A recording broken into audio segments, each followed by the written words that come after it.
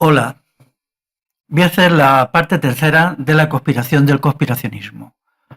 Puesto que el conspiracionismo se ha convertido en un fenómeno político fundamental, deseo diferenciar en él dos alas, el ala filonazi y el ala, pues yo le llamo ingenua, inocente, para esclarecer el problema fundamental que subyace en él, que ignora la cuestión de la revolución. El conspiracionismo todo lo resuelve con palabras, con denuncias, denuncias y denuncias, pero no tiene ninguna propuesta transformadora ni en el terreno político, ni en el terreno económico, ni en el terreno cultural, ni en el terreno educativo. Es palabras, palabras, palabras.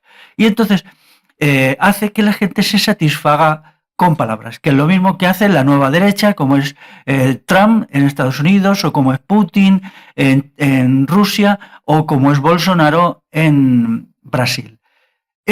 Satisfacer a la gente con palabras es una de las cosas más abyectas y más penosas que yo he conocido en el terreno de la política. Entonces, como yo deseo realmente una revolución que resuelva los problemas de fondo, una transformación de la sociedad y del individuo, y no simplemente contentar a la gente con palabritas y frasecitas, pues entonces mi diferencia con el conspiracionismo es total.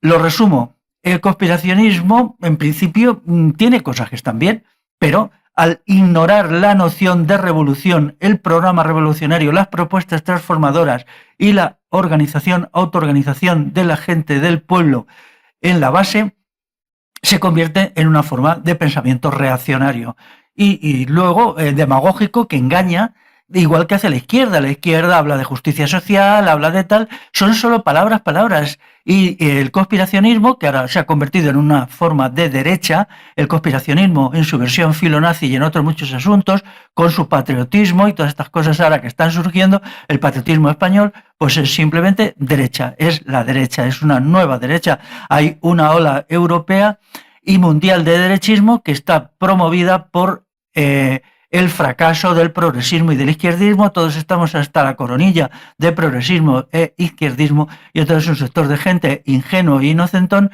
se está pasando a algo que es igual de malo, igual de palabrero, igual de estéril, igual de inútil, que es el pensamiento de la nueva derecha. En algunas manifestaciones es simplemente filonazismo. Luego explicaré cómo bastantes de los argumentos del conspiracionismo pues están tomados del programa del partido nazi y del falangismo español.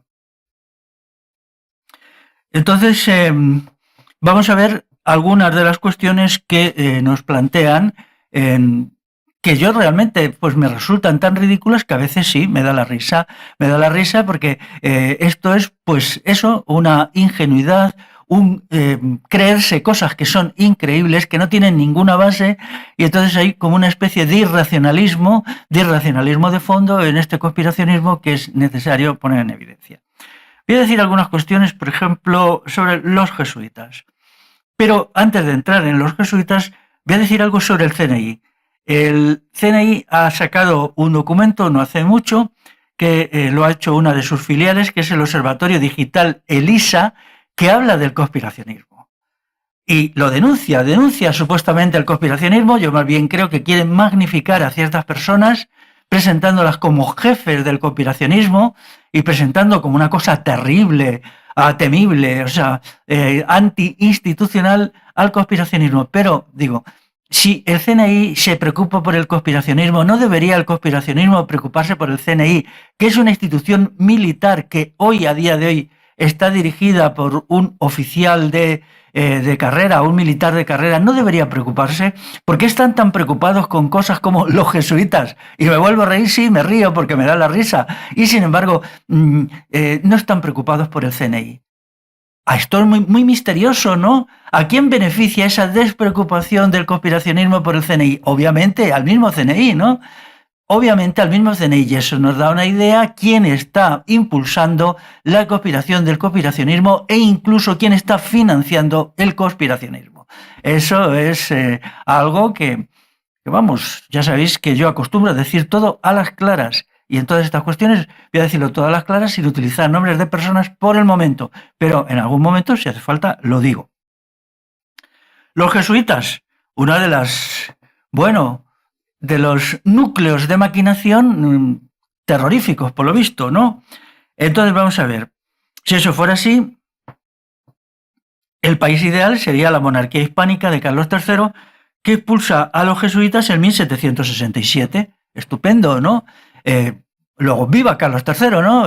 Este rey maravilloso, aquí se suman y lo hacen muchísimas veces el izquierdismo más cutre, que es entusiasta de Carlos III, y el conspiracionismo supuestamente antiizquierdista. Unos y otros consideran muy bien a Carlos III. Ya, a mí me parece fatal. Un rey destructivo, un rey represivo, un rey criminal que hizo una de las represiones más graves de un movimiento popular enorme y que sentó las bases para la destrucción del comunal. En 1766 hay una revolución popular formidable que se da en 100 ciudades y pueblos, o más quizá. En los estudios estos son muy débiles porque está prohibido que los historiadores estudien lo que ellos le pusieron el nombre ridículo del motín de Esquilache. En los libros de historia aparece como motín de Esquilache, como un asunto vano, tuvo importancia, fueron 4 pelanas. No, señor, fue un verdadero alzamiento popular. En Madrid se tomaron todos los cuarteles del ejército, el pueblo asaltó los cuarteles del ejército, sobre todo mujeres que se armaban con pistolas y se lanzaban contra los soldados, buscando el cuerpo a cuerpo y disparándoles a corta distancia y luego arrebatándoles el fusil. Los cuarteles fueron saqueando. Se supone que el pueblo de Madrid se apropió de 4.000 fusiles de la época, o quizás 5.000 o quizás 6.000 de este orden. Durante 3 días Madrid volvió a ser una villa de concejo abierto. Se gobernó por un sistema asambleario, se formaron milicias populares, incluidas milicias femeninas, que desfilaron con su pendón, su armamento, todo formado por mujeres y con banda de música incluida. Y esto fue una verdadera revolución. ¿Quién reprimió esta revolución popular que no solo sucedió en Madrid, sino en muchísimos países, otros lugares como es el País Vasco, como es Castilla, como es ciertas áreas del País Valenciano, etcétera? Todo esto ha sido minimizado. Solo muy recientemente ha habido algún libro que se ha atrevido a explicar lo que sucedió. ¿Quién hizo la represión del movimiento revolucionario popular que se lanzó contra el Estado y logró el armamento del pueblo y llegó a entrar en el Palacio Real? Y llegó incluso a situarse delante del rey en posición amenazadora, y quizá hubiera sucedido algo muy grave a este fulano llamado Carlos III si no fuera porque la gente de Madrid sabía que los ejércitos reales estaban avanzando a paso de carga hacia Madrid y que el movimiento en otros territorios había fracasado, y por lo tanto si ellos levantaban la mano contra la familia real, todo Madrid sería pasado a cuchillo, que lo fue casi porque se mató a muchísima gente. Entonces, en estos países en los que no había judíos, obviamente, porque los habían expulsado, ni había masones, porque no existían los masones en esa época, o no existían por lo menos aquí, en la península ibérica, y ya sin jesuitas, tenía que ser un sitio maravilloso, ¿no? Tenía que ser un lugar de fábula, esta cosa magnífica en donde piensa el conspiracionismo filonazi. Sin embargo, no fue así. En primer lugar, en el mismo año que se expulsan los jesuitas es cuando se está penetrando a fondo en la represión sangrienta del movimiento popular llamado Motín de Esquilache por los historiadores vendidos. Entonces, ¿qué se hacía en Madrid, por ejemplo? Pues el ejército recorría las casas, se llevaba a la gente que se sabía que había participado sobre todo en la toma de los cuarteles, se los llevaba a la casa de campo, los mataba, a bayonetazos se los ahorcaba y los enterraba en secreto. ¿Cuántos? Es imposible, porque se estuvo haciendo durante meses y meses, es imposible saberlo. Fijaos, un país sin jesuitas, sin judíos y sin masones, ¿qué cosas hacía, verdad? Pero ahí no quedó la cosa. En 1770, o sea, cuando ya no había ni siquiera jesuitas porque los habían expulsaron del país en total unos 3.000 jesuitas, que eran todos los que había, se declara la primera gran ley de desamortización de los bienes comunales, que es la ley de 1770. Su Majestad el Rey Carlos III, el antijesuita, destruye el comunal, da el primer golpe definitivo al comunal, o cuasi definitivo. Ya había habido otras leyes desamortizadoras, que venía el asunto desde mediados del siglo XVIII, pero esta fue fundamental, de tal manera que citamos 3 leyes desamortizadoras: 1770, 1813 promulgada en las Cortes de Cádiz y 1855, que es la llamada Ley Madoz, por el nombre del ministro que la promulgó y la dirigió. Pero ¿por qué se habían sublevado la gente contra Carlos III y su gobierno, lo que llaman motín de esquilache, porque estaba penetrando en la vida privada de las personas, porque les decía cómo tenían que vestirse, cómo tenían que moverse. Entonces, esta intromisión del Estado en la vida privada de las personas, en una población que tenía dignidad y respeto por sí misma, originó una explosión popular, con asalto de cuarteles, cientos de muertos y un centenar de poblaciones insurreccionadas. Y tuvo que ser el ejército, ese ejército que es hoy el CNI, este CNI sale del ejército, el que reprimió el movimiento popular y luego se dedicó durante muchísimo tiempo, no sabemos cuánto, quizá un par de años, a matar gente, matar a la gente comprometida, a muchísimos hombres y también a algunas mujeres, las mismas que habían participado en el armamento general del pueblo y en estos batallones de mujeres que desfilaron por las calles de Madrid y al parecer de otras poblaciones. Entonces, daros cuenta, el rey antijesuita hace estas cosas. Pero no es esto solamente. Por ejemplo, tenemos también, ya anteriormente, aunque no todavía estaba Carlos III de rey, se hizo el catastro de Ensenada, 1750-1753. ¿Con qué fin? Para conocer la riqueza que tenía cada pueblo y cada particular y aplicarle unos impuestos leoninos. La gente lo que hizo fue falsificar los documentos del catastro de Ensenada, declarar muchísima menos riqueza de la que tenía porque sabían que detrás venía un barrido tributario. Y por lo tanto, el catastro quedó ahí en mitad porque los datos que proporcionaba no eran válidos, porque era una información de la riqueza pueblo a pueblo, aunque no se hizo en todos los pueblos. ¿Cuál fue la razón de fondo? La resistencia popular. Y esa resistencia popular al catastro de Ensenada y a la elevación de los impuestos se hizo durante el reinado de Carlos III, que empezó en 1759. Es decir, el rey antijesuita era un asesino, un explotador, y un enemigo de la cultura popular que le quería decir a la gente hasta cómo tenía que vestirse. Luego, ¿qué quiere decir esto? O sea, ¿realmente debemos de apoyar a Carlos III porque fue contra los jesuitas?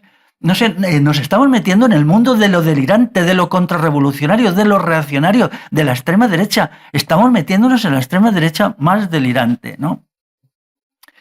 Los jesuitas fueron expulsados en montones de países porque se les consideraba como un ejército que se ingería en el gobierno de esos países en beneficio del Vaticano, puesto que ellos tenían un voto de obediencia total al Vaticano, al Papa, pues muchos países los consideraban como un ejército de ocupación. ¿Esto era verdad? Pues a mí qué me importa. Yo no estoy a favor de una élite contra otra ni de la otra contra una. A mí me da igual las peleas entre los jesuitas y el Estado y entre el Estado y los jesuitas. Allá ellos. Yo quiero barrerlos a todos y crear un sistema, un programa, un proyecto de organización popular. Pero las cosas siguen.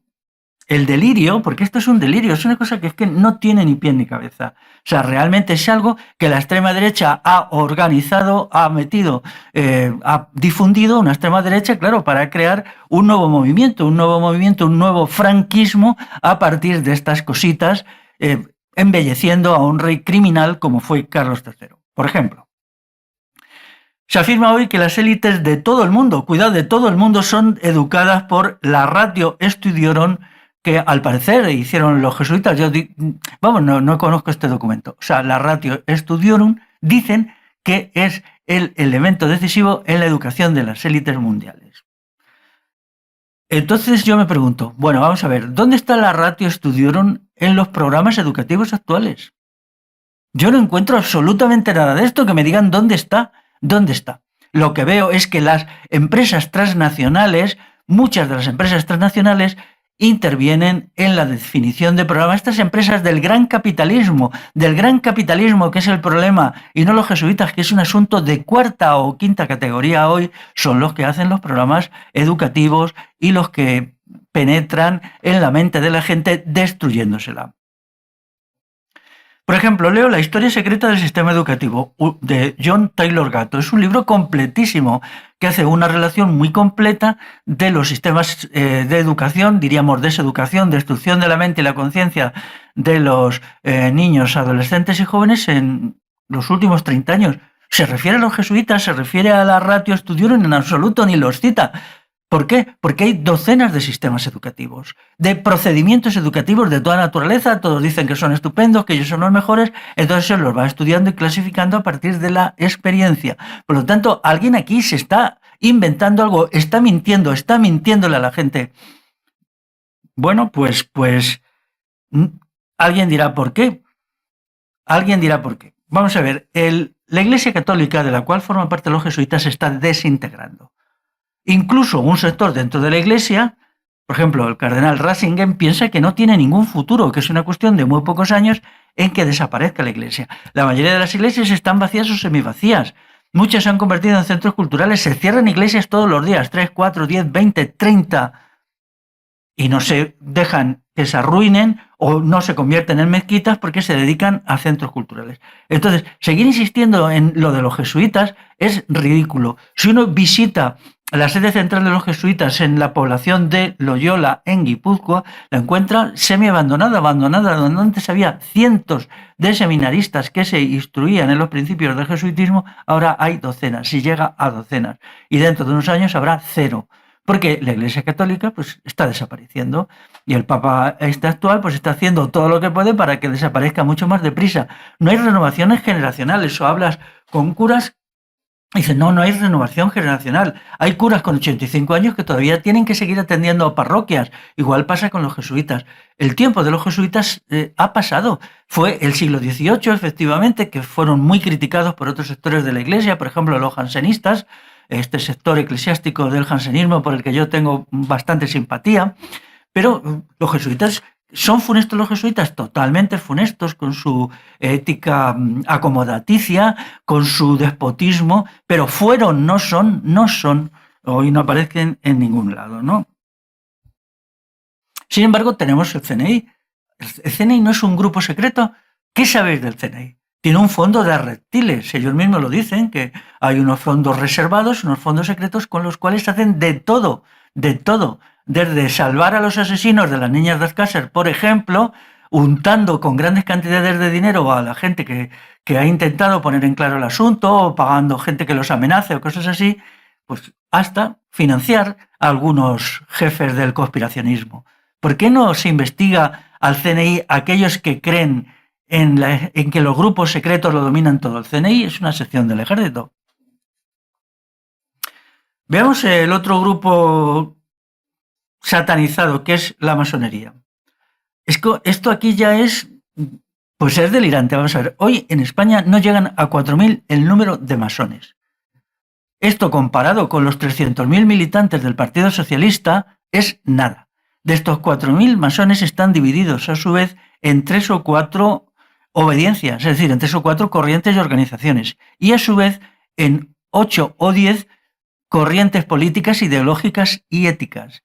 Si se leen las encuestas que se hacen a sí mismos las logias, descubrís que cuando les preguntas cuál es vuestra afinidad política a los componentes de la logia, pues unos te dicen, yo soy de izquierda, yo soy de derecha, yo soy de centro derecha, yo soy de extrema izquierda. Entonces, ¿cómo va a haber una unidad de acción en la masonería si no hay una unidad de pensamiento? Y esto sucedía ya en el siglo XIX, exactamente igual. Cuando se leen los documentos masónicos del siglo XIX, descubres que ellos no son nada más que una sección que se dedica a difundir los ideales de la Revolución Francesa y todo lo que utilizan en la Revolución Francesa, y aquí su expresión en lo que fueron las Cortes de Cádiz. Por ejemplo, muchas de las logias masónicas se llamaban Rafael del Riego, porque fue el que impuso la Constitución gaditana en 1820. Rafael del Riego fue un militar de los peores, porque él hizo muchísimo por la destrucción del comunal. La masonería, como todo el movimiento progresista y liberal, pues fue enemigo del comunal, del concejo abierto, de lo que eran las instituciones de autogobierno y de dominio en común de los medios básicos de producción propia de nuestra historia. Por lo tanto, yo rechazo completamente la masonería. Y ellos estaban metidos en esa aventura. El ejército español fue el destructor número 1 del comunal y el concejo abierto. ¿Que muchos eran masones? Sí, pero cuidado, atención. Por ejemplo, si se miran las cosas, se ve que en la guerra civil 1/3 de los militares masones se pusieron con Franco. Es decir, que había muchísimos, y algunos muy importantes, que eran masones y estaban con Franco. Por ejemplo, el Miguel Cabanellas, que era el general Cabanellas, que fue presidente de la Junta de Defensa Nacional, que él fue el que propuso a Franco dentro de la Junta de Defensa, aunque luego se echó para atrás y presentó dudas para jefe supremo, lo que se llamó jefe del gobierno del Estado español. Así pues, ¿dónde está la unidad de acción de la masonería? La masonería hoy es un asunto meramente folclórico. Tuvo su mejor momento, si estudiáis a los especialistas y les echáis un vistazo, entre mediados del siglo XIX y la Primera Guerra Mundial. La Primera Guerra Mundial, como tantas cosas, dejó por los suelos los ideales masónicos de fraternidad, de libertades formales, de todo esto, de propiedad privada, de progreso y tal, que todo esto se quedaron, bueno, la guerra, con sus matanzas y sus destrucciones, pues puso en evidencia que el progresismo masónico era palabrería. Entonces, el nivel intelectual de los masones actuales, ellos crean productos tan intelectualmente valiosos que luego las instituciones del Estado les siguen. Yo no he visto ni uno solo. Más bien yo pienso que es nulo, el nivel intelectual de los masones es nulo. Me parece una gente sin ningún nivel, que se reúne cansinamente en las logias y que hace ahí sus ceremonias y punto final. Su poder económico diría que es cero, Yo no he visto, aquí el poder económico está en el IBEX 35, no en la masonería. O sea, ¿por qué no se ataca al IBEX 35 y sí a la masonería? Porque detrás de este asunto hay la subvención del IBEX 35. Una parte del conspiracionismo está subvencionado por la gran empresa transnacional y se inventan fantasmagorías ridículas, y si ahora quiero me río porque es que es de risa fantasmagorías ridículas como lo de la masonería. Vamos a ver. Vamos a establecer unos elementos de racionalidad. El poder se ejerce por medio de instrumentos de poder. Sin instrumentos de poder no hay poder. No hay poder telepático, no hay poder mental, hay instrumentos de poder. Y esos instrumentos de poder nos determinan quién tiene el poder. Los instrumentos de poder son básicamente el aparato coercitivo al servicio del poder, el aparato recaudatorio que proporciona el poder económico y el aparato propagandístico que explica el poder ideológico. El aparato propagandístico puede ser religioso o laico. Ahora cada vez más laico porque el periodo de las religiones se ha ido. Por lo tanto, son los instrumentos de poder los que dan poder. Por ejemplo, la Guardia Civil. La Guardia Civil es un instrumento de poder formidable. Se ha dicho que gracias a ella el poder de Madrid, es decir, del Parlamento, del Gobierno, del Estado, llegaba hasta la última aldea del país, porque allí llegaba la pareja de la Guardia Civil y imponía la ley. Y esto es el instrumento. Entonces, se nos tiene que decir dónde están los instrumentos de poder de la masonería, de los jesuitas, dónde tienen sus oficinas, dónde tienen sus cuerpos militares o paramilitares, de dónde provienen sus ingresos, todo esto es el poder. Y si no entendéis, si no se entiende que esto es el poder, es que no entendéis nada. Vivís en un mundo de fantasía, es que no sé cómo calificarlo realmente, ¿no? Veamos, por ejemplo, un gran centro de poder, que es el Pentágono. El Pentágono es el Ministerio del Ejército o Ministerio de Defensa de Estados Unidos de Norteamérica, como dicen las películas. Es creado en 1943. Solo en el Pentágono, en el edificio del Pentágono, hay 26.000 empleados. Y es la entidad que a nivel mundial tiene más gente en nómina. A nivel mundial tiene 2,8 millones de personas en nómina. No hay ninguna transnacional, ningún Estado que tenga tantas personas en nómina, considerando que es solo una parte del Estado, que no es todo el Estado, como luego diré, ¿no? Entonces, y diferenciando, como luego diré, entre los altos funcionarios y funcionarios y lo que se llaman funcionarios, pero son solo los curritos que van a los ministerios, que esos son los asalariados del Estado. Entonces, el Pentágono, para ejercer su poder en el plano mundial, que es un poder militar, tiene 800 bases militares en 63 países. Todo poder es tentacular, es decir, se establece aquí, aquí, aquí y aquí. Por eso, en cada sitio, el Pentágono tiene su espacio, sus oficinas, sus departamentos, sus secciones militares, todo ello abastecido con el dinero masivo, miles y miles de millones de dólares que les llegan del fisco de Estados Unidos. Quien manda en el Pentágono es el Estado Mayor Conjunto, dirigido por un secretario de Defensa que en nuestro lenguaje sería el ministro de Defensa. Está el ministro de Defensa y el Estado Mayor Conjunto. Y todos estos atendidos por 2,8 millones de personas. Pero esto no es nada.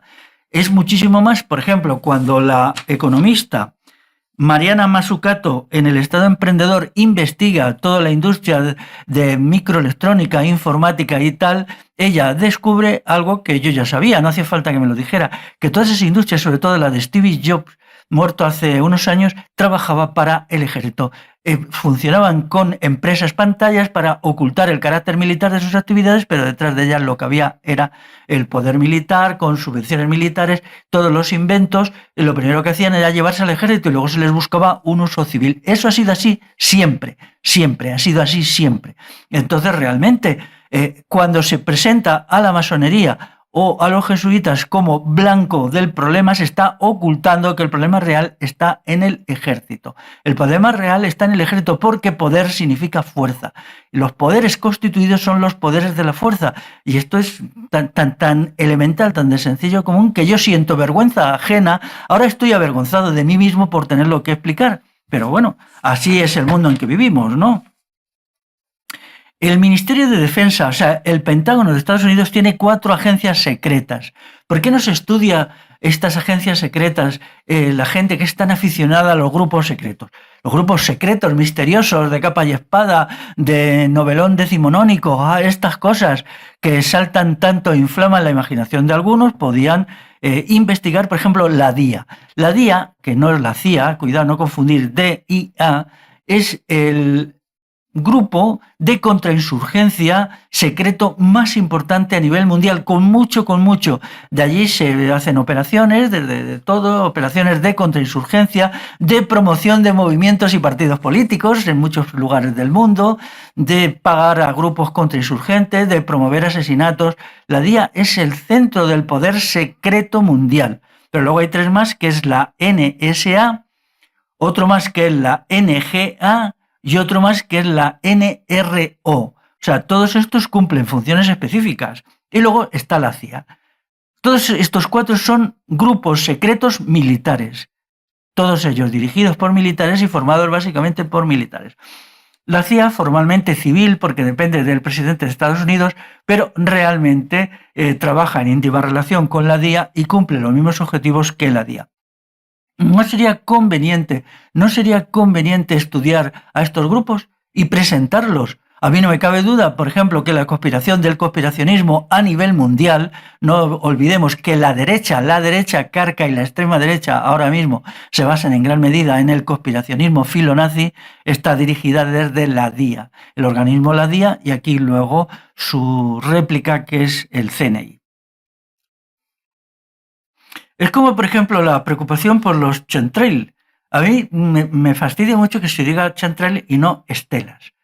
¿Por qué tenemos que usar términos ingleses? ¿No tenemos una lengua propia? ¿No tenemos la obligación de defender nuestras lenguas? ¿Hasta ahí tenemos que llegar en el servilismo hacia lo anglosajón? Bueno, pues a ver si decimos estelas. Vamos a ver, nadie, ni siquiera las personas que entienden más de las estelas de los aviones, niega que sean intervenciones militares dirigidas a alterar el clima y a lograr otros objetivos XX los que sean. Pero resulta sorprendentemente que este conspiracionismo, que le preocupa muchísimo a las estelas, nunca dice nada en contra de los ejércitos. Es curioso, ¿verdad? Es curioso, eso nos indica quién está detrás de este conspiracionismo, ¿eh? Al final parece que es que lo de las estelas pues viene de ¿qué? ¿Quién hace eso? Los estudios, todos, el 100% de los estudios sobre las estelas señalan a los ejércitos y sobre todo al ejército de Estados Unidos como el creador y causante de ellas. ¿Por qué no se atreven los conspiracionistas a decir la verdad sobre este asunto? En segundo lugar, ¿por qué les preocupan tanto estas cosas si no les preocupa, por ejemplo, el trabajo asalariado, lo que está sucediendo en las empresas, cómo se está triturando a la población? Es horroroso lo que está pasando. El libro que ya he citado varias veces de Pfeiffer, este autor inglés que se llama Muriendo por un salario, cuando cientos de miles de personas todos los meses son víctimas de los sistemas de trabajo, de la explotación despiadada, etcétera, etcétera. Esto no interesa al conspiracionismo, solo interesan cosas raritas y cosas extrañas o cosas marginales. ¿Por qué no interesa eso? Porque hay una financiación de las transnacionales, de las grandes empresas, y entonces hay un acuerdo para que no se ataque a estas empresas y a sus sistemas de trabajo y al trabajo asalariado. Yo aquí, en mi libro, le dedico dos apartados, y es un resumen brevísimo de todo el enorme material de cómo la gente muere, por ejemplo, la cantidad de ictus, de ataques al corazón. El otro día me hablaba una gente de cómo produce incluso cirrosis hepática las condiciones de estrés, superestrés, que los procedimientos de trabajo actual imponen. ¿Esto no interesa al conspiracionismo? ¿No interesa la lucha contra la gran empresa transnacional? No les interesa, ¿sabéis por qué? Porque ellos están a favor del capitalismo. Como filonazis o nazis que son, sirven al capitalismo, igual que Hitler defendió al capitalismo a capa y espada. Entonces, como yo soy absolutamente contrario al capitalismo y quiero sustituirlo por una economía comunal, entonces estoy en contra de este conspiracionismo. Vamos a ver los ministerios en España. ¿Tengo que leer la lista de ministerios? ¡Qué fastidio! ¡Qué tabarra!, ¿no? Tengo que leer la lista de los 21 ministerios para decir que en cada uno de ellos existen los cuerpos de altos funcionarios que tienen un poder omnímodo. Hay por ahí una reflexión sobre restaurantes en Madrid y te dicen, ¿quién van a los restaurantes más caros? ¿Quién van? Quizá los propietarios privados, los oligarcas, los terratenientes, los financieros. No, van los altos funcionarios. Los altos funcionarios tienen unos ingresos descomunales. Pretender que un alto funcionario recibe lo que dice su sueldo oficial es una majadería. Su sueldo puede significar el 1% de los ingresos reales que tiene. Los cuerpos de altos funcionarios son el poder y son los que llenan los restaurantes más caros de Madrid, de Barcelona y de todas las capitales del mundo. Porque las capitales se hacen donde están los ministerios y las capitales son lo mismo. ¿De dónde les llega a estos hombres el dinero? Pues de los impuestos. Los impuestos nos llevan inmensas cantidades. El trabajador medio puede pagar en impuestos, por ejemplo, 10.000 euros anuales, 15.000 euros. Impuestos directos, impuestos indirectos. Aquí pagan todos impuestos. Los niños de teta también, porque pagan impuestos indirectos. Y esto es inagotable. Mientras haya gente y haya un aparato coercitivo que nos obliga a pagar impuestos, pues entonces pagaremos los impuestos. Y los ministerios tendrán dinero. Cada uno de los ministerios tiene un presupuesto de miles de millones de euros. Hay algunos que son pequeños ministerios que tienen menos, solo cientos de millones. Pero para demostrar que esto existe, voy a leer la lista de los ministerios, pido perdón por ello, pero es la única manera de oponerse a un fanatismo de extrema derecha que está completamente disparado. Los ministerios de España son 21. Presidencia del Gobierno, primer ministerio. Ministerio de Agricultura, Pesca y Alimentación. Ministerio de Asuntos Económicos. Ministerio de Asuntos Exteriores. Ministerio de Ciencia e Innovación. Ministerio de Consumo. Ministerio de Cultura y Deporte. Ministerio de Defensa. Ministerio de Sanidad. Ministerio de Justicia. Ministerio de Interior. Ministerio de Hacienda. Ministerio de Trabajo. Ministerio de Industria. Ministerio para la Transición Ecológica. Ministerio de Sanidad. Ministerio de Igualdad. Ministerio de Universidades, Ministerio de Política Territorial. Y he dejado para el último lugar el Ministerio de Inclusión, Seguridad Social y Migraciones. Este Ministerio de Migraciones, leí la palabra migraciones, es el que trae los inmigrantes. Muchísimo más que Soros y el que promociona a todas las ONGs que se dedican a hacer de neonegreros. Y es de aquí de donde sale el dinero y la calderilla que puede entregar Soros, que lo hace como representante de los consorcios de los grandes empresarios. Los grandes empresarios han comisionado a Soros para que actúe en su nombre, no actúa en privado. Es infantil pensar que eso lo hace en privado. Son las ideas infantiles propias del conspiracionismo. Entonces, todos estos ministerios son centros de poder, un poder inmenso, que están imbricados con otros centros de poder que son los cuerpos policiales. Tengo que decir también que los cuerpos policiales son centros de poder enormes, que la Guardia Civil tiene 800.000 hombres y mujeres, quiere decir 80.000 hombres y mujeres. La Policía Nacional, 60.000.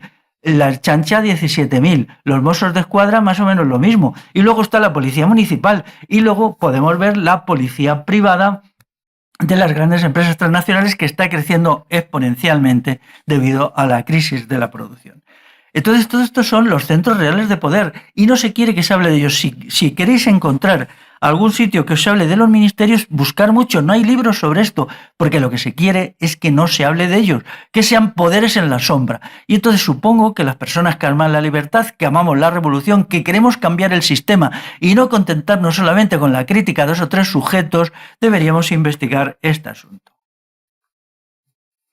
Luego está, ya lo he dicho, el CNI, Centro Nacional de Inteligencia, creado en 2002, antes se llamaba, me parece que se llamaba CSIC, sí. Entonces tiene los gastos reservados, los fondos de reptiles. No podemos saber cuántos son, ni siquiera cuánto dinero. Cuando interviene en el Parlamento, se expulsa de allí a los periodistas para que no haya posibilidad de saber cuántos. ¿2.000 millones? ¿20.000 millones? ¿Cuántos millones emplea el CNI? Decirme que Soros tiene más dinero en uso que el CNI, es que me parto de risa. Bueno, presentad los que estáis pensando solo en un sujeto, presentad la lista de ingresos que tiene Soros. El CNI depende del Ministerio de Defensa, ahora su jefe es el militar de carrera Arturo Relanzón. Hoy está dirigido por este militar de carrera. ¿A quién se beneficia que el conspiracionismo nunca denuncia al CNI? Pues al propio CNI, obviamente, ¿no? Entonces, pues las cosas están claras. Hay una cuestión más. El CNI creó a Podemos, creó a Unidas Podemos, que ahora está en decadencia, en desintegración.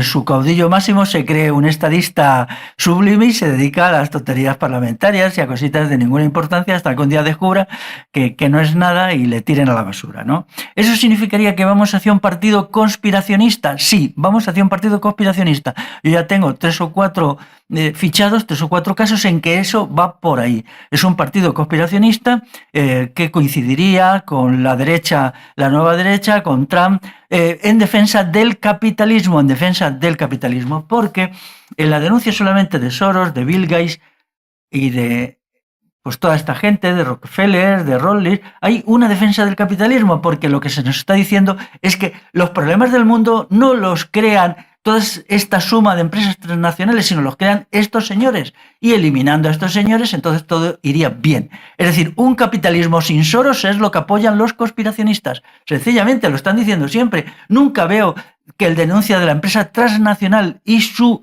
sustitución, ¿por qué?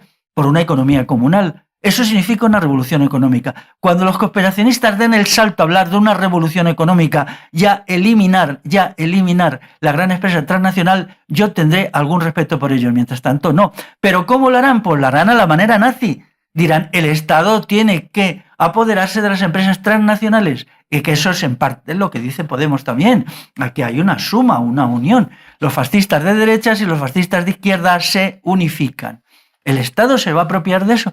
Venga, adelante, para crear un Estado superpoderoso que nos triture completamente. Daros cuenta que la decisión, por ejemplo, de las vacunaciones masivas vienen del Ministerio de Sanidad, que tiene un presupuesto superior a 3.000 millones de euros, para un país relativamente pequeño, como es España, de 47 millones de habitantes.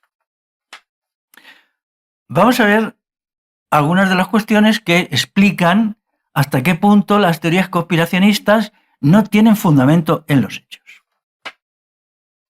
Con la llegada de los nazis al poder en 1933, pues Alemania tenía que haber resurgido maravillosamente, ¿no? Se libró de los judíos, se libró de los masones, que también fueron perseguidos por los nazis, y al mismo tiempo metió en cintura, ya todo muy corto, y prácticamente situó fuera de la ley a los jesuitas. Una situación verdaderamente estupenda. Estupenda, ¿no? Tendría que ser el país modélico. Entonces, ¿qué es lo que se hizo? Se hizo un proceso de industrialización para la militarización que fue en conjunto una verdadera chapuza. Cuando llega 1939, en contra de lo que se dice y de lo que dicen la mayoría de los documentales que siempre presentan a los regimientos nazis pasando al paso de la oca, el ejército estaba muy mal equipado porque había una corrupción enorme. El partido nazi y el Estado nazi eran una serie de bandas de taifas que se pegaban entre sí por beneficios y ventajas. Todos querían tener el máximo de recursos para sí y todos robaban. Es lo que los alemanes de la época llamaban los faisanes dorados. Los faisanes dorados eran los jerarcas del partido nazi. y eran personas, vamos, prepotentes, que llevaban unas vidas fastuosas y que luego, como hipócritas, se presentaban como proletarios. Ya sabéis esto, el partido nazi se llamaba Partido Obrero Nacional Socialista Alemán. Obrero, fijaos, qué demagogia, Partido Obrero era el nombre oficial. Entonces, todos estos años de rearme se hacen de cualquier manera, de una manera bastante chapucera, en un estado de, bueno, pues de peleas permanentes entre las taifas nazis y de cada cual llevar para su bolsillo la mayor cantidad posible de dinero que había. Pero lo peor de todo es cuando empieza la guerra, los errores fundamentales que cometen los nazis, que eran unos incompetentes, unos torpes y unas personas incultas que no sabían casi nada sobre casi todo, en el momento de la planificación estratégica de la guerra. Y esto les lleva a perder la guerra. Podían haber usado otra estrategia y quizá lo hubieran ganado. Yo me alegro mucho que hayan perdido, pero bueno, vamos a ver cómo son sus sistemas de pensamiento. En primer lugar, ellos cometen un error decisivo, que es no comprender que se había acabado la época del colonialismo. Intentar crear un sistema colonial en el este era imposible en el periodo este. Mucho más inteligentes son Estados Unidos, que comprenden que el imperialismo yanqui tenía que funcionar por el sistema neocolonial y no por el sistema colonial. Esto no lo entienden los nazis, porque ellos pues eran irracionales, como sus seguidores, y entonces se lanzan a una guerra con un proyecto estratégico que es incumplible, y en ese proyecto estratégico se desangran en el este, no solamente se desangran en Rusia. Por ejemplo, es penoso, hay un estudio, pero penoso, la estupidez y sin razón del alto Estado Mayor alemán y del mismo Hitler con la política que hacen en los Balcanes. En los Balcanes tienen que dedicar 22 divisiones durante todos los años de la guerra porque no eran capaces de controlar los Balcanes. Pero es que los Balcanes eran incontrolables con la estrategia colonialista. Tenían que haber dado el salto a una estrategia neocolonial, igual que hace Estados Unidos, y luego hace Inglaterra un poquito después, voy a regañadientes y tal, incluso Francia lo hacen. Entonces esta obstinación, esta falta de inteligencia es específicamente nazi. En segundo lugar está la guerra en dos frentes. ¿Cómo iban a ganar una guerra en dos frentes? ¿A quién se le ocurre esta majadería? ¿A quién se le ocurre? O sea, esto es una cosa que, claro, los estudiosos, los especialistas en estrategia táctica militar comprendían que los nazis eran obsoletos. Luego, su negativa a utilizar la política como un instrumento más para ganar la guerra. Esto en el este fue clamoroso. Fue un error fundamental que les llevó directamente a la derrota y que fortaleció muchísimo a la Unión Soviética. Y bueno, ellos no lo entendían, pues es que no entendían nada. Luego, el propio racismo, la supremacía de la raza blanca les impedía moverse en Europa con soltura, porque claro, los países donde ellos iban no querían someterse a alguien que les llamaba infrahumanos. ¿Cómo podías estar contento con los nazis si el mismo nazi te llamaba infrahumano? La cosa llegaba hasta tales extremos que insultaban al mismo Mussolini, que era el maestro de los nazis, y le llamaban negroide. Daros cuenta hasta qué punto se puede ser idiotas. Llamar a Mussolini negroide, claro, ¿qué hizo? Que los italianos no tuvieran ningún interés en apoyar a los nazis porque sabían que iban a ser despreciados racialmente y perseguidos. Porque si a Mussolini, que era efectivamente el Mediterráneo típico, como la mayoría de los habitantes de nuestro país, de ojos negros, moreno y tal, le llamaban negroide, ¿qué les podía esperar a los demás? Cuando eso, a pesar de que Hitler en muchas ocasiones se había dicho que su maestro político y tal era Mussolini. Luego, en el terreno militar, pues está el error de Stalingrado, que es un error colosal, un error perfectamente estúpido de manual, que demuestra la demencia que había en el alto Estado Mayor y el mismo Hitler, que era un incompetente, era un sujeto que no entendía de nada. Y luego, todavía peor, la batalla de Kursk en el verano de 1943, que ese fue el final militar. Una batalla, cuando yo he leído bastante sobre este asunto, fue un error descomunal. Todo lo que hicieron los nazis fue estúpido e insensato y se ganaron a pulso su derrota. Por lo tanto, mandaron a la muerte a 8,3 millones de alemanes y a 400.000 austriacos. Una prueba de que Alemania no estaba con Hitler es que cuando sufren la invasión de la Unión Soviética solo se lucha en la medida que el aparato coercitivo de las SS estaba encima de la gente. En cuanto que este aparato desaparece, la gente deja de luchar. No había ningún entusiasmo porque comprendía a la gente todo el desbarajuste, el caos, la corrupción, la arrogancia infinita de los jefazos nazis, etcétera, etcétera. Esto sin judíos, sin jesuitas y sin masones. Esto demuestra hasta qué punto los mitos y las bobadas que se han inventado al respecto pues no conectan con las cuestiones de la experiencia. Pero pasemos a un punto más, que es la relación entre los fascismos y los ejércitos. Eso es muy importante, porque ahora mismo son los organismos secretos de contrainsurgencia de los ejércitos los que están financiando al conspiracionismo, a este ala neonazi, filonazi del conspiracionismo. Siempre ha sido así. Los ejércitos siempre han sido la matriz, el útero en que han nacido los fascismos. Por ejemplo, Hitler inicialmente no era nada más que un agitador pagado por el ejército alemán después de la derrota en 1918. El alto Estado Mayor creó un cuerpo de agitadores y uno de ellos era Hitler. Y Hitler, que en esa época era un personaje desconocido, descubrieron que era un sujeto vociferante que podía ir por ahí gritando, insultando y tal, y crearon un minúsculo partido que luego se convirtió en el partido nazi. Pero inicialmente él trabajó toda su vida al servicio del ejército, igual que ahora, igual que está pasando ahora, ¿no? Franco pues era un general del ejército, ¿no? Tengo que repetirlo, creo que está bastante claro que era general. Y aquí el fascismo fue un fascismo militar, 100% militar, porque el añadido civil de la Falange fue insignificante. La Falange no hubiera sido capaz de nada, porque nunca tuvo nada. En las elecciones de febrero del 36 no consiguió ni un solo parlamentario, ni uno solo. Por lo tanto, tuvieron que acudir a la solución fascista militar. Y en el caso de Mussolini sucede exactamente igual. Mussolini provenía del Partido Socialista, era un hombre de formación marxista.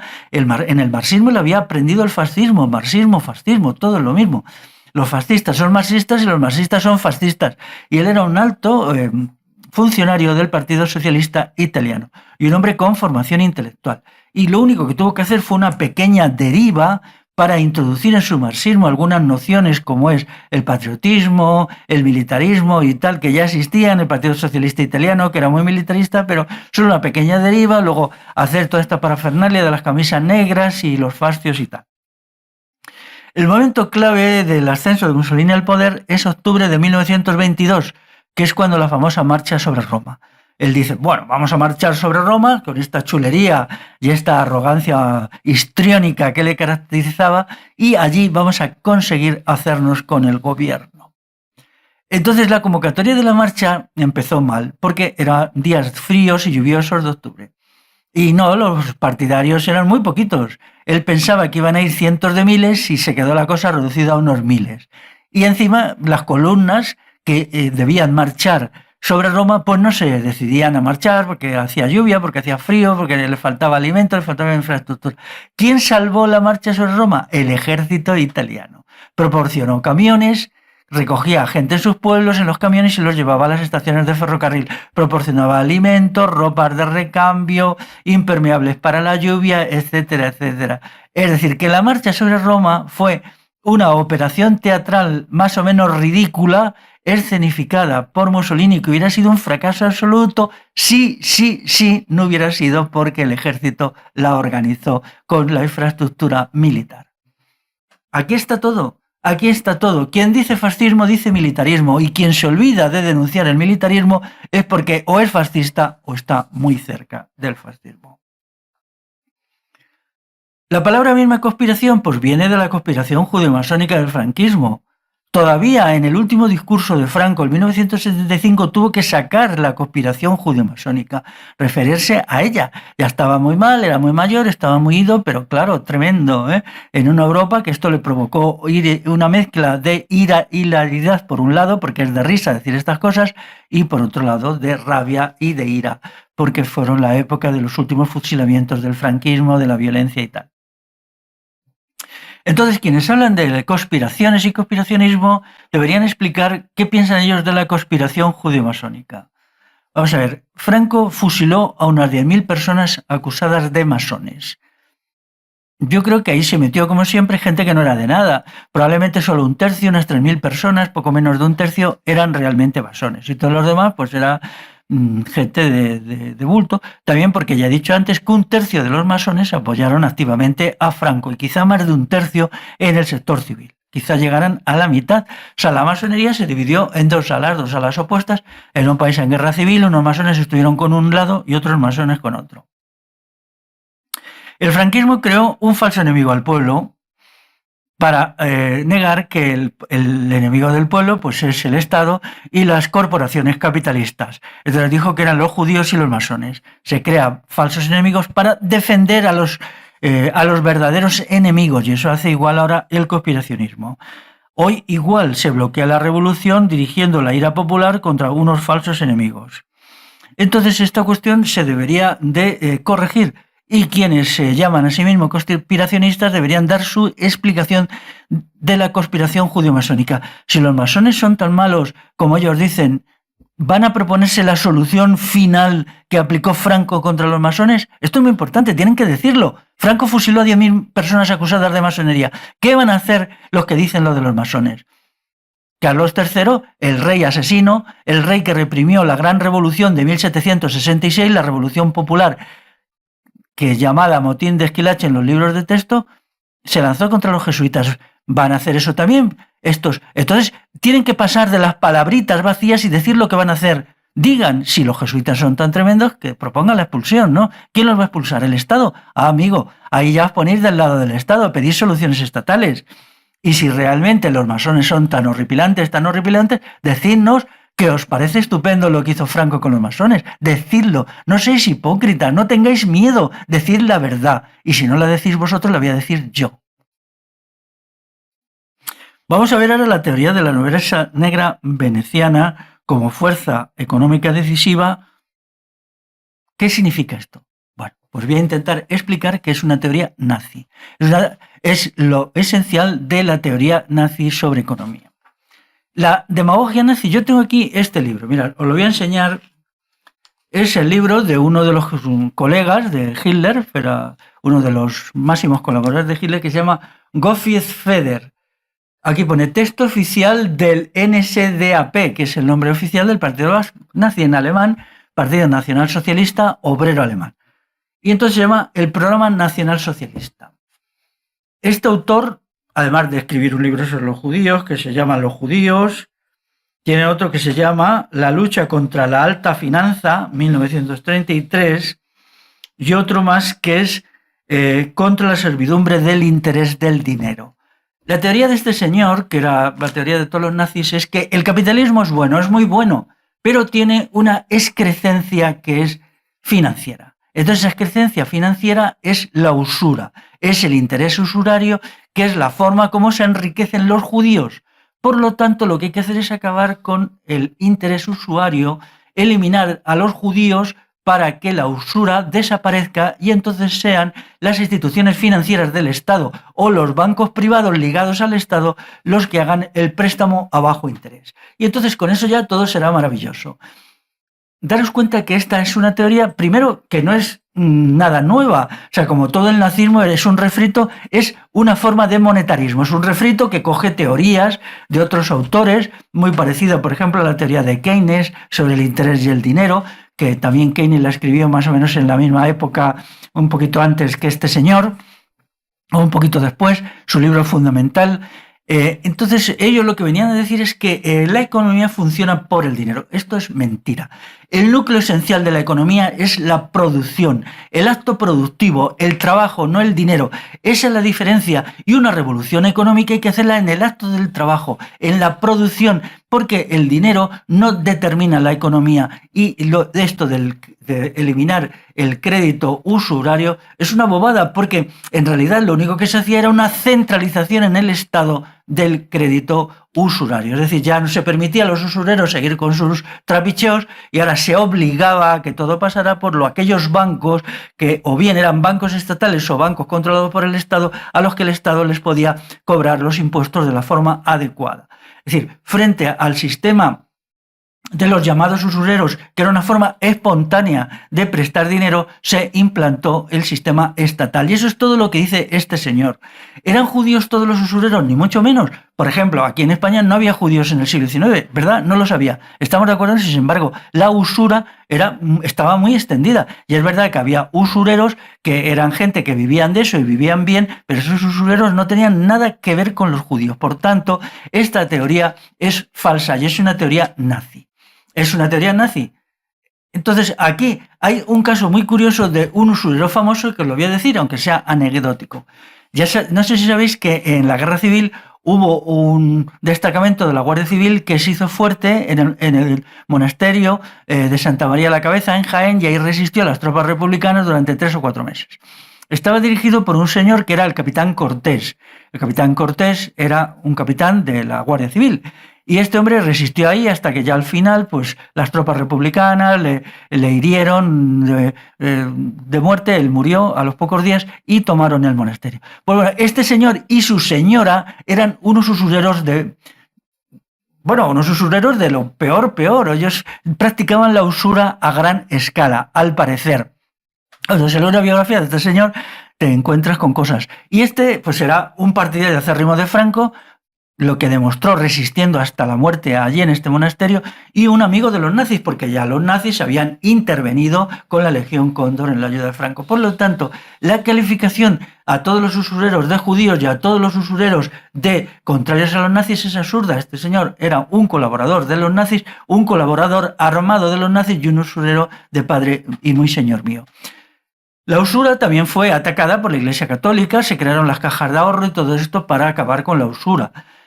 Pero que era simplemente pues una forma espontánea, desorganizada de la economía negra, vamos a decirlo con un lenguaje actual, de préstamo de dinero. ¿Alto interés? Pues bueno, puede ser, pero es que los bancos oficialmente reconocidos prestaban a un interés menor que los usureros, pues no. Pero lo importante es que los nazis lo reducían toda la cuestión de la usura. Eso es todo su programa económico para ocultar el hecho decisivo que es la explotación asalariada, el trabajo asalariado y los beneficios de los empresarios que no eran usureros, porque los usureros eran en realidad una minoría insignificante.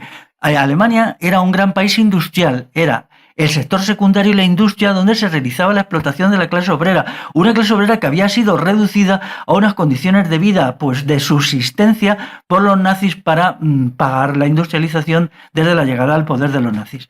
Entonces eso quiere decir que el capitalismo es bueno, y solo está el problema de la usura, que eso además hoy ya no tiene ninguna circulación, porque hoy lo que tenemos pues son los grandes bancos controlados por el Estado, que son los que prestan dinero a interés, por ejemplo, en las hipotecas y punto final. Entonces, lo de la nobleza negra veneciana es una forma de embellecer el capitalismo, es una teoría derivada de la del Gottfried en lo siguiente. Lo que te vienen a decir es que estas familias, esta nobleza negra, esta cosa horripilante también, esta novelería ridícula, se enriqueció a base del préstamo con interés y del comercio. Esto es mentira, absolutamente mentira. En el siglo XV, en toda Europa, la nobleza se enriquecía a partir de los tributos y los impuestos de los cargos estatales. Es decir, la nobleza servían a un rey, o servían en el caso de Venecia a la República Veneciana, y por eso recibían unos emolumentos descomunales, colosales, con los cuales luego conseguían comprar casas, corrompían el comunal y lograban trozos de comunal para ellos, y de ahí va surgiendo la propiedad privada desde el Estado. El Estado existe antes que eso. Yo tengo un estudio muy interesante hecho sobre los reyes católicos y los funcionarios, los corregidores que ellos van nombrando.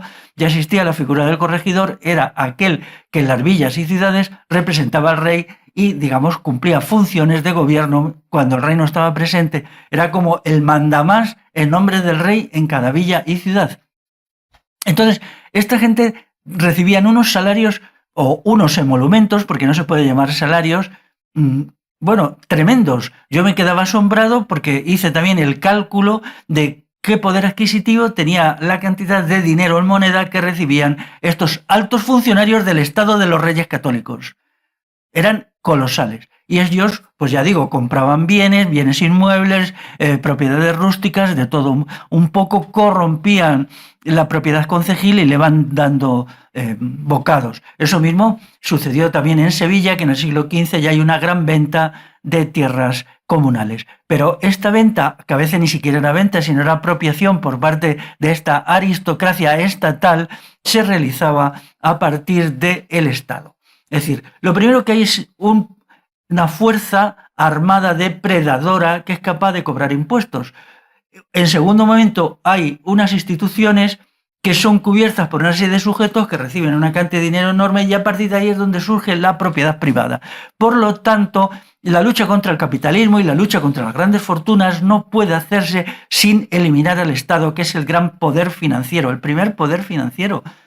El comercio, en la época, el comercio no ha sido una gran fuente de ingresos hasta el siglo XVIII y ni así. Este mito del comercio es una cosa que crea Adam Smith, que es mentira. En la época, el 90% de la riqueza inglesa no provenía del comercio. El comercio solo daba el 10%, y eso en Inglaterra, que era la potencia comercial por excelencia. ¿Por qué? Porque la gente vivía con sistemas de autosubsistencia y lo que compraba y vendía era ínfimo. El comercio, ¿quién compraba y vendía? Compraba y vendía el Estado. El Estado necesitaba cantidades ingentes de fusiles, de armamentos, de cañones, de barcos, y entonces todo eso salía de los impuestos. El primer capitalismo se crea como procedimiento para elaborar aquellos productos que el ejército necesitaba. Vamos, la industria textil la crea Napoleón para vestir a sus 2 millones de soldados. Y punto, porque la gente normal, los trabajadores, los artesanos, todos se sabían hacer su ropa. Hasta hace 40 años todavía en los pueblos la gente se hacía su ropa, se tejía su lana, se tejía su lino y lo sabía hacer de ahí.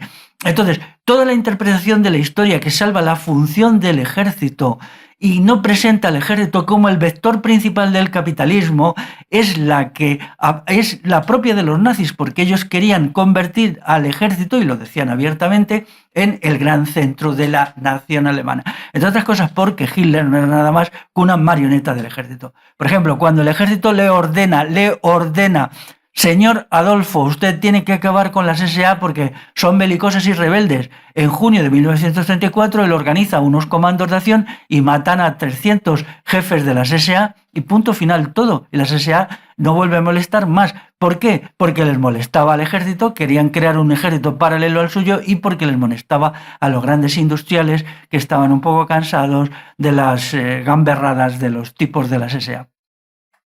Entonces, la comprensión del Estado está relacionada con la comprensión del capitalismo. No hay capitalismo sin Estado. El Estado es el que crea el capitalismo, y eso lo crea constantemente. Es como la gente que llega y dice, vamos a crear un partido que no se corrompa. Eso es imposible. Eso es imposible. La naturaleza del Estado es crear capitalismo privado constantemente a través de la corrupción, que es una forma legal de hacerlo, o de muchas formas legales. Cuando estudiamos las grandes fortunas que se hacen en el franquismo, son todas a partir del Estado.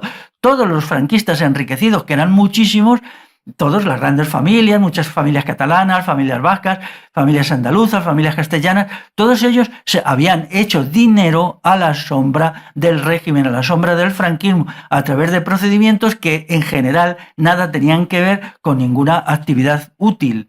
Y eso ha sido así siempre. No es que el franquismo fuera distinto, el franquismo solo era una envoltura protectora del capitalismo, siempre, ha sido siempre así y siempre será. Esto es curioso, por ejemplo, que la izquierda piense lo mismo que el conspiracionismo. La izquierda dice, es que el Estado es el Estado capitalista y la función del Estado es defender al capitalismo. Este libro mío está escrito para refutar esa idea. No, lo observable es que primero existió el Estado y luego el capitalismo. El Estado ya existía en el siglo XIII y el capitalismo no es perceptible hasta el siglo XVI. No, en el siglo XV todavía no había capitalismo, salvo en unas formas tan rudimentarias, tan elementales, que no se puede llamar capitalismo estrictamente. Es cuando se crean los grandes estados europeos, en Inglaterra, en España o en Castilla mejor, porque España es una creación de las Cortes de Cádiz, en Francia, en Alemania tampoco, porque había un sistema de fragmentación, pero bueno. Entonces todos estos van originando, generando propiedad privada. Y luego existen unas familias de banqueros que en realidad son solo los contables de los estados. Los estados no vivían de los préstamos de estas familias, vivían de los impuestos. Castilla, los reyes castellanos, por ejemplo Felipe II, Felipe III, no vivían de lo que les prestaban los banqueros, sino vivían de los impuestos que extraían a punta de navaja, por decirlo de una manera, al pueblo castellano. Y eso era seguro, porque mientras existieran gente trabajadora en Castilla y existiera un poder coercitivo que o paga los impuestos o vas a la cárcel o algo peor, pues entonces ellos tenían unos ingresos colosales. Y es así como se ha ido generando el capitalismo. Y luego, ¿qué es la revolución industrial? Pues la manera como Inglaterra crea una industria nueva para satisfacer su necesidad de cañones, de barcos, de velas, de armamento, de armas blancas, de armas de fuego, y eso es lo que crea la revolución industrial, nada más. La industria crea instrumentos de poder. Los instrumentos de poder son instrumentos institucionales, es decir, instituciones de un tipo u otro, y también instrumentos, instrumentos técnicos. Por ejemplo, un arma. Sin armas, sin fusiles, no hay poder. No hay poder. Antes de que se inventara el fusil, el armamento era la espada, y con la espada se imponía el poder. Entonces, tener que explicar todas estas cosas es tan triste que no se entienda, pero claro, detrás de esto hay un juego que es ocultar al Estado, porque en la crisis revolucionaria que viene, que se aproxima, hay que salvar al Estado. Y entonces todo el conspiracionismo de extrema derecha ha saltado a la palestra para defender al Estado. Y los otros incluso son irracionales, porque vamos a ver, si Soros muriera en un avión, eso lo resolvería todo. Imaginaos que por una carambola de la historia se estrella el avión en que va Soros, se estrellan los Rockefeller, se estrellan toda esta mitología. ¿Eso cambiaría algo? En absoluto. Pero ellos solo son mandados de las grandes empresas transnacionales. Pondrían a otro o a otros, que pueden ser peores. El problema es el IBEX 35, la gran empresa transnacional, no uno u otro. Entonces, ¿qué significa eso? Además de criticar a Soros, decidnos, vale, ¿vais a hacer algo para acabar con Soros? Porque yo sí. Vamos a hacer una revolución económica que ponga fin al gran capitalismo, y eso va a eliminar a Soros, a los Rockefeller, a toda esta gente, a Bill Gates, y por supuesto también a lo que quede, si es que queda algo, que lo dudo, de jesuitas, masones y todas estas historias, ¿no? Porque ellos viven de la producción capitalista. Ellos, su riqueza proviene de la producción capitalista. Y si eso lo vamos a convertir en trabajo libre y en propiedad comunal a nivel de toda Europa, pues eso se va a acabar. Por tanto, quienes gritan contra Soros protegen a Soros porque le hacen solo críticas verbales. Tienen que dar el siguiente paso. ¿Cómo van a organizar las cosas para que desaparezca Soros? No digo como persona, sino como institución representativa del gran capitalismo. Si no lo hacen, yo estoy harto ya de palabritas, ya lo he dicho al principio, no quiero más palabras. Hechos, actos, un programa. Obviamente ahora no podemos hacer una revolución y por lo tanto no podemos poner en su sitio al señor Soros, pero lo haremos en cuanto que se den las condiciones, y para eso tenemos que ya tener un proyecto estratégico y un programa revolucionario de transformación económica. ¿Lo va a hacer la extrema derecha conspiracionista? No, porque ellos dependen de las ayudas de la gran empresa transnacional. Entonces, así están las cosas, ¿no? Los nazis eran defensores a ultranza del trabajo asalariado. Yo estoy totalmente en contra del trabajo libre. Y si no es trabajo libre, es destrucción de la humanidad. Porque hoy los sistemas de la Organización Científica del Trabajo han llegado al extremo. En mi libro lo explico, al extremo. No se pueden mantener. Entonces, todas estas cuestiones, pues, al falsear la historia, al explicar que el capitalismo es como no es y que el origen del capitalismo es otro, pues lo hacen todo al revés. La riqueza privada resulta del Estado. Es como los que dicen, los ricos tienen el Estado, sí, y les protege el Estado, pero hasta que se hicieron ricos, en el proceso de hacerse ricos, ¿quién les protegía? Porque claro, la gente no es tonta. Ese es otro problema de los conspiracionistas, que desprecian al pueblo, ni siquiera tienen la noción de pueblo. Yo admiro al pueblo y quiero una revolución popular porque es la única posible, mientras que ellos lo que hacen es defender a un grupo de las élites contra otro grupo de las élites y se quedan ahí en una pelea entre élites. ¿A nosotros qué nos importa que gane la élite A o que gane la élite B? Todos son malos, todos son perversos. Entonces, cuando esta gente que se va enriqueciendo empieza a enriquecerse, la gente normal y corriente dice, que estos se están enriqueciendo, porque Una de las pocas cosas que Proudhon dijo que era verdad es que la riqueza es un robo. Nadie se enriquece por métodos legítimos. Toda riqueza es un robo. Entonces ellos se dieron cuenta de que les estaban robando, que les estaban expoliando de muchas y muy variadas maneras. Entonces, si no hubiera habido previamente un aparato de fuerza y coerción con un sistema legal, un sistema jurídico, unas cárceles, un aparato policial, hubiera sido imposible el enriquecimiento, puesto que cuando alguien hubiera levantado un poquito el vuelo y se hubiera empezado a enriquecer rápidamente, se hubiera caído sobre él y se lo hubiera expropiado y se lo hubiera obligado a ser como todos, más o menos como todos en el terreno económico. Entonces esto no se puede hacer porque antes de eso ya existía un aparato coercitivo que protegía a los ricos. Y si no, nunca hubieran sido ricos. No es que cuando se hicieron ricos crearon el Estado para que les protegiera, que esto es aberrante, porque ¿por qué no crearon un ejército suyo propio que les protegía a sí mismo? Esto existió en el siglo IV, hubo algunos ejércitos privados en el siglo IV de nuestra era que cuando se derrumbó el Estado romano, pues funcionaban. Estas cosas son tan delirantes, tan ajenas a toda la experiencia, que son patéticas, mucho más considerando que la riqueza de estas personalidades financieras al lado de la del Estado es mera calderilla, pero al lado de una empresa transnacional, cualquier empresa transnacional, tiene mucho más fondos que Soros.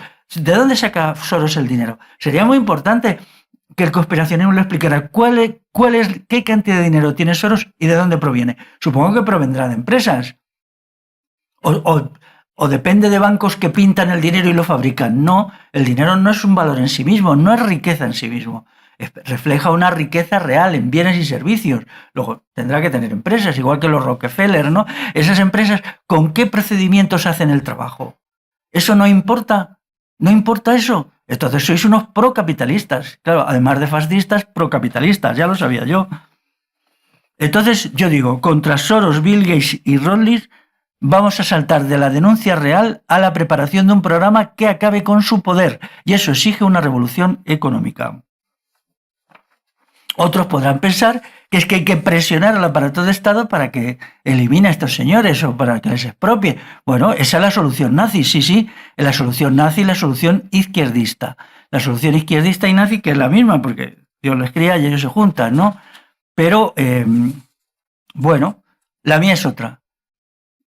El sector privado de la economía y el sector estatal tiene que ser expropiado y convertido en economía comunal autogestionada, dirigida por los propios trabajadores y por la comunidad popular, eliminando tanto la propiedad privada estatal, porque la propiedad del Estado es una forma de propiedad privada corporativa, como la propiedad privada específicamente privada.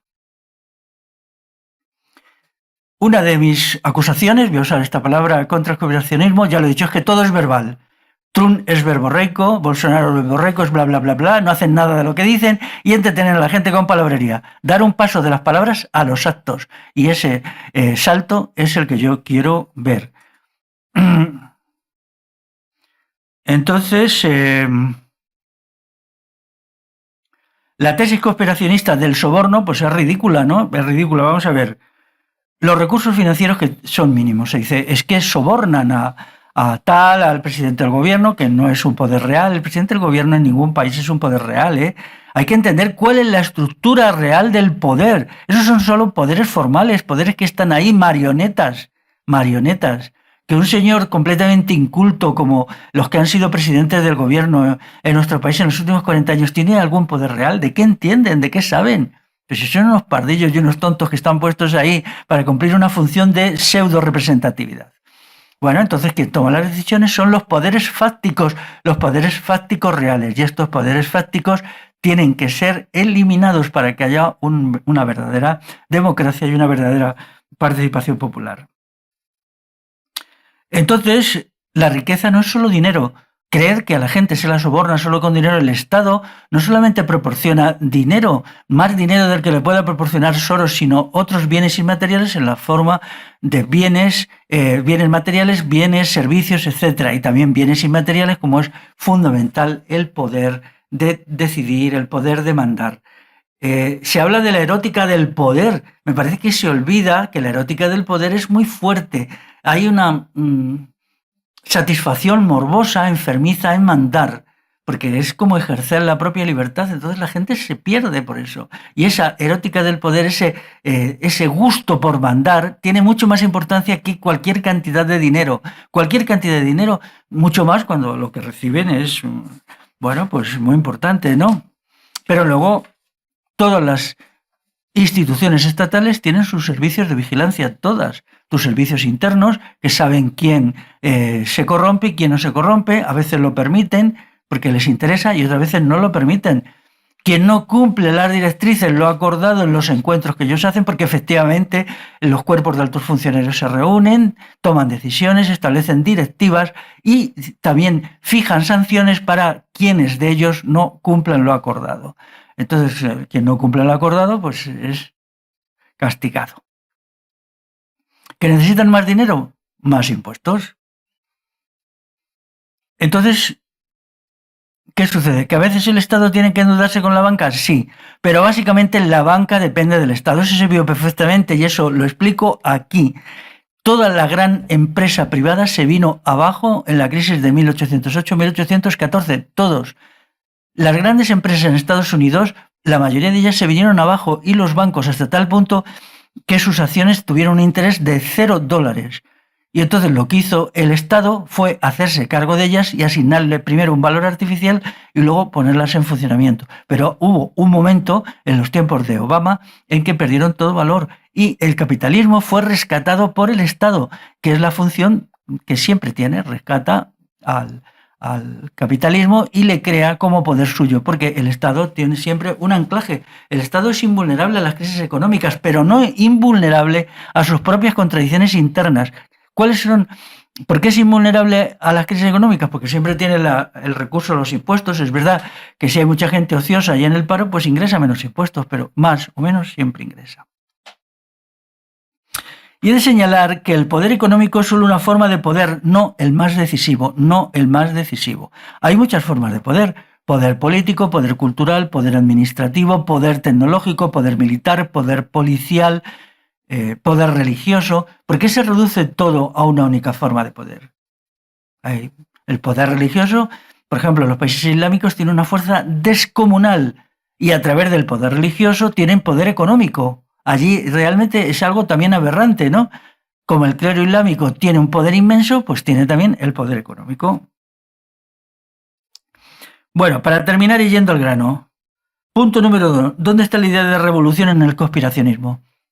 Si no tiene la idea de revolución, a mí no me interesa. Quien no está a favor de la revolución no solamente está a favor del Estado y del capitalismo, sino que está a favor de Soros. Eso así de claro. No me contéis más historietas de estos grupos secretos, porque estos grupos secretos solo pueden ser eliminados eliminando el marco político y económico en que viven. Y si no lo queréis eliminar, no me contéis más historietas. Estoy harto de la verborrea conspiranoica, del bla bla bla inútil, de las denuncias que no llevan a nada. Llevamos ya muchos años de denuncias. Vamos a pasar a la acción. ¿Demandas para la próxima vez? 5 demandas, puesto que pienso seguir trabajando la cuestión del conspiracionismo, que es ahora el instrumento principal del capitalismo. Voy a hacer 5 demandas, por si alguien se las quiere ir pensando. Primero, el conspiracionismo tiene que distanciarse del nazismo, el franquismo y el falangismo. Tiene que hacer declaraciones explícitas de ruptura con ellos. Si estas declaraciones no aparecen claramente, y de todos los grupos falangistas, neofalangistas, nazis, neonazis, toda esa purrela asquerosa, tienen que romper con ellos y hacerlo de una manera clara, por escrito, que lo podamos leer, y diferenciarse de sus teorías, incluido la teoría de la nobleza negra veneciana. En segundo lugar, mi idea es la libertad y la creación de una sociedad de la libertad individual y colectiva. Quiero que estos grupos, o demando a estos grupos, o pido que digan su idea sobre la libertad, por lo tanto, sobre el orden político. ¿Qué orden político ellos proponen? ¿Qué orden proponen? Esto es decisivo, ¿no? Porque ¿para qué tanta charlatanería y tanta tontería? Decidnos cuál es vuestro sistema político. ¿Parlamentarista, fascista, nacionalsocialista, nacionalsindicalista, parlamentarista de un estilo? ¿Cuál es? Decídnoslo. En tercer lugar, la noción de verdad, si se trata de investigar la realidad o creerse dos más rancios que llevan cientos de años circulando por Europa y no tienen valor. en los dogmas de estos de los grupos secretos, que olvida a los verdaderos grupos secretos, entonces la noción de verdad, cómo se investiga la realidad, cómo funciona la verdad. Esto pone en entredicho los dogmas conspiracionistas. En cuarto lugar, deben definir qué orden económico quieren, si van a mantener el trabajo asalariado y el capitalismo, y si no, cómo lo van a hacer. Tienen que definirse sobre esto perentoriamente, porque la crisis económica en la base es enorme y les arrasará. Igual que Podemos ha quedado destruido en 3 años, el conspiracionismo le quedan 2 años de vida, porque la crisis económica está creciendo, la crisis demográfica, el modelo económico y el modelo demográfico. Os pido, por favor, que me digáis cuál es vuestro modelo demográfico en detalle, no palabrería vacía. Y en quinto lugar, si vais a ir a una autoorganización popular basada en las asambleas, con soberanía popular práctica, o vais a crear un nuevo partido político que reciba la masa de dinero necesaria para mantener la paz y el orden en este país. Bueno, pues ya he llegado al final. Estas son las cuestiones. Ya veis que cuando se avanza a lo constructivo, a lo propositivo, el conspiracionismo se viene abajo, porque es demagogia y palabrería. Bueno, pues ahí quedamos. Hasta el próximo capítulo.